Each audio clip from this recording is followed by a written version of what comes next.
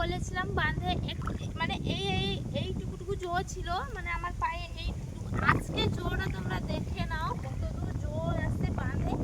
আর বিলে দেখো মানে পুরোটা মানে পরিপূর্ণ হয়ে যায়। তার মধ্যে যারা যে তোলা মেরেছিল চাষের জন্য সেটা তো পুরো ডুবে ছাই হয়ে গেছে। আর আমি যেখানে দাঁড়িয়েছি এটা মিডিলে, আর আমার চারুপাশে শুধু জল আর জল, শুধু জল আর জল। তো বাঁধে পুরো জল হয়ে গেছে। আমি শুধু দেখতে এসেছিলাম কালকে বৃষ্টিতে কত জল হয়েছে, কিন্তু দেখার সময় আর নেই, এত ডুবে গেছি। আর তার মধ্যে দেখো আমি একটা ছোট্ট মাছ পেয়েছি, এই দেখো ছোট্ট মাছ পেয়েছি, কি সুন্দর।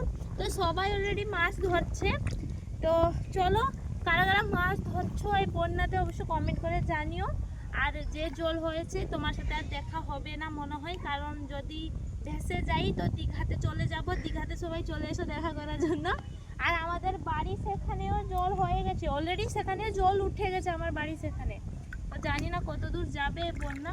তো সবাই ভালো থেকো, একটু সাবধানে থেকো, এইটুকু কামনা। আর জানি না, আর কালকেও বৃষ্টি আছে বলছে, তাতে মধ্যে যদি মানে বাঁধ জানি না অত দূর জল হয়ে যায়, আমরা মানে পুরো জলের ভিতরে আমরা মানে কি বলে সেটা আমি বুঝতে পারছি না। তো তোমরা সবাই দেখে নাও। মানে না এত জল ছিল, ভিডিও করছিলাম তখন এত জল হয়ে গেছে। আর মানে মানে জলের আওয়াজটা শুধু সাই সাই সাই আওয়াজ আসছে, যেন দীঘার যেন সমুদ্র মতো সাই সাই আওয়াজ আসছে। তো জানি না কত দূর যাবে আমাদের অবস্থা।